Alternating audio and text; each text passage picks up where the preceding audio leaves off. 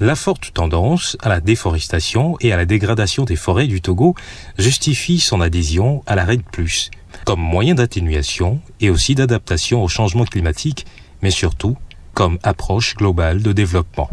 La question c'est comment on préserve notre capital naturel à un moment où le taux de déforestation, le taux de dégradation est aussi poussé, et sûrement poussé par beaucoup de facteurs, la démographie, l'urbanisation, etc. Le Togo place la protection de l'arbre et des forêts au centre des priorités.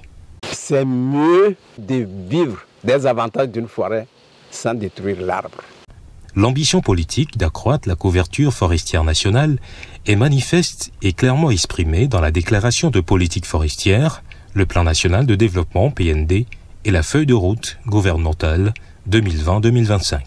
Vous savez, la contribution de la forêt pour la protection de l'environnement, puisque c'est la forêt qui effectue la séquestration des gaz à effet de serre. Et c'est pourquoi le Togo, au même titre que d'autres pays du continent, s'est fortement engagé dans ce processus REDD+, qui consiste à augmenter les conditions de séquestration des gaz à effet de serre.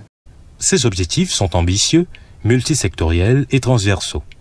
Elles se fondent sur la vision à long terme de croissance verte du chef de l'État, son Excellence Faure Ozimna Gnassingbé, qui allie préservation de la forêt, lutte contre le changement climatique et développement économique et humain solide, rapide et durable. Aujourd'hui, c'est tout le monde, sans exception, qui peut s'asseoir autour d'une table pour parler des ressources forestières. Et ça, on ne l'avait pas avant. C'est la nouveauté que la REDD+ nous apporte. Nous avons mené des actions de communication et d'information sur la REDD+, à travers une grande campagne nationale de sensibilisation des femmes dans plus de 60 cantons, des 5 régions où nous avons atteint plus de 20 000 femmes à la base. C'est un processus qui comporte 3 phases. Il y a une phase de préparation qui permet à chaque pays de s'apprêter avec les outils nécessaires pour gérer durablement les forêts.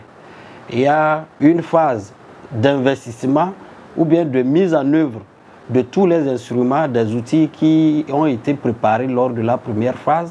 Et il y a une dernière phase qui est la phase d'évaluation de tout ce qui a été fait. Elle est également appelée phase de paiement basée sur les résultats.